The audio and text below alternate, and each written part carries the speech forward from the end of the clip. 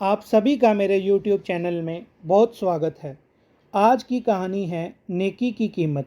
ये कहानी संयुक्त परिवार की है जिसमें माता पिता और उनके 2 लड़के और 2 पत्नियां रहती थी जो कि अभी अभी शहर में नए आए थे। बड़ा लड़का और उसकी पत्नी थोड़ा अलग स्वभाव के थे। वे लोगों से बहुत कम बोलते थे, लेकिन छोटा लड़का और उसकी पत्नी बिल्कुल विपरीत स्वभाव के थे।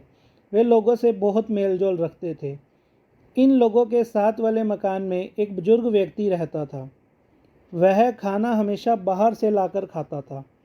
एक दिन छोटा लड़का और उसकी पत्नी जब घर के बाहर खड़े थे तो उन्होंने बुजुर्ग व्यक्ति को खाना ले जाते देखा तो उनसे पूछे बिना नहीं रहा गया। वह उसके पीछे पीछे उनके घर चले गए और उनसे पूछा, काका जी, एक बात पूछें, अगर आप बुरा ना माने तो। बुजुर्ग ने हंसते हुए कहा, बेटा पूछो। तब छोटे लड़के ने कहा, आप रोज़ बाहर से खाना क्यों लाते हो? लड़के की यह बात सुनकर बुजुर्ग व्यक्ति बोला, बेटा मेरे बच्चे विदेश में रहते हैं और पत्नी का देहांत हो चुका है। मैं अकेला ही रहता हूँ, इसलिए बाहर से लाकर खाना खाता हूँ। यह सब सुनकर लड़का और उसकी पत्नी बोली, अगर आप बुरा ना माने तो हम रोज़ खाना बनाकर दे जाया करें। बुजुर्ग व्यक्ति ने शर्म कारण मना कर दिया, लेकिन मना करने के बावजूद छोटा लड़का और उसकी पत्नी रोज़ खाना दे जाते और बुजुर्ग व्यक्ति भी घर का बना खाना चुपचाप खा लेते। एक दिन जब छोटा लड़का और उसकी पत्नी बुजुर्ग व्यक्ति को खाना देने आए तो बुजुर्ग व्यक्ति ने उन्हें कुछ पैसे पकड़ाने लगे। तो यह सब देखकर छोटे लड़के की पत्नी बोली, हमने आपको पिताजी के समान समझा है। जैसे हमारे पापा वैसे ही आप। पापा से कभी पैसे नहीं लिए जाते। बुजुर्ग व्यक्ति ने कई बार कहने पर भी उन्होंने पैसे नहीं पकड़े। कुछ समय बाद लड़के के खुद के पिता की तबीयत बहुत खराब रहने लगी तो डॉक्टर को दिखाया तो डॉक्टर ने बताया कि इन्हें एक गंभीर बीमारी है जिसका ऑपरेशन करना होगा और उसमें कम से कम 25 लाख रुपए का खर्चा होगा। परिवार में दोनों बेटे जानते थे कि उनके पास 25 लाख रुपए नहीं है, फिर भी उन्होंने पैसे जुटाने की पूरी कोशिश की। सभी सगे संबंधियों से पूछा लेकिन किसी ने मदद नहीं की। एक दिन छोटे लड़के को घर के बाहर उदास बैठे देखकर बुजुर्ग व्यक्ति से रहा नहीं गया और उसके पास जाकर पूछा, उदास क्यों बैठे हो?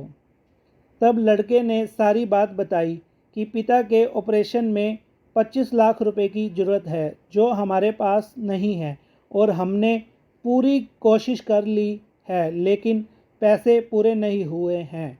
उस समय वह बुजुर्ग व्यक्ति कुछ नहीं बोला और अपने घर चला गया। कुछ समय बाद बड़े लड़के को हॉस्पिटल से फ़ोन आया कि आप ऑपरेशन के लिए आ जाएं, आपकी सारी पेमेंट हो गई है।